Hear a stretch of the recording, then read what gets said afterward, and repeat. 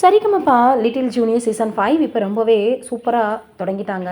இதில் அபிஷேகா அவர்களை பற்றி தான் எல்லோரும் பேசி வந்துட்டுருக்காங்க. காரணம் என்ன அப்படின்னா, நாட்டுப்புற பாடல்களை தேர்ந்தெடுத்து பாடி வந்துட்டு இருந்த அவங்க இப்போது தளபதி சுற்றுலையும் சரி, ஓல்ட் இஸ் கோல்ட்லேயும் சரி, எம்ஜிஆர் போலவே வந்து மிகப்பெரிய அளவில் எல்லோருக்குமே ஷாக் கொடுத்துருந்தாங்க.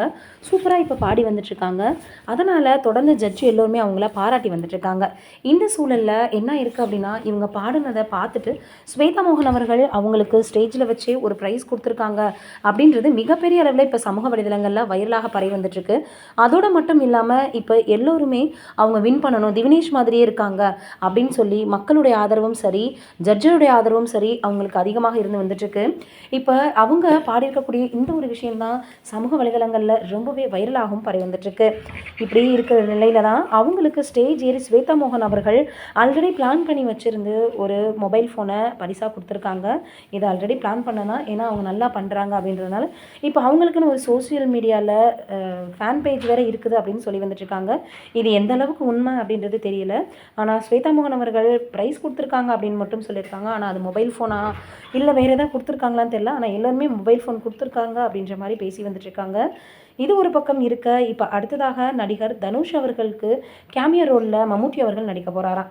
ஏற்கனவே மலையாளத்தில் மம்முட்டிக்காக தனுஷ் அவர்கள் கேமியோ ரோலில் நடிச்சிருந்தார்.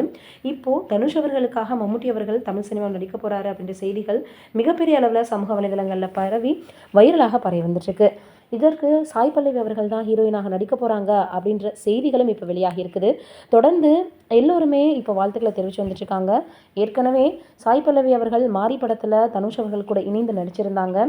இப்போது இந்த மாதிரி ஒரு காம்போ இருக்கிறது மிகப்பெரிய அளவில் எல்லோருக்குமே ரொம்ப வந்து ஒரு என்டர்டெயின்மெண்ட் படமாக தான் இருக்கும் அப்படின்னு எதிர்பார்ப்புகளும் அதிகமாக இருக்குது. தொடர்ந்து இப்போ இருக்கக்கூடிய புது புது இளம் நடிகர்கள் நிறைய பேர் அறிமுகமாகறாங்க. ஆனால் ஏற்கனவே இருக்கக்கூடிய சூப்பர் ஸ்டார்களில் அவங்களுக்குன்னு சில விஷயங்கள் வச்சுருக்காங்க. அந்த மாதிரி இருக்கக்கூடிய படங்கள் இருந்தால் தான் நல்லாயிருக்கும்.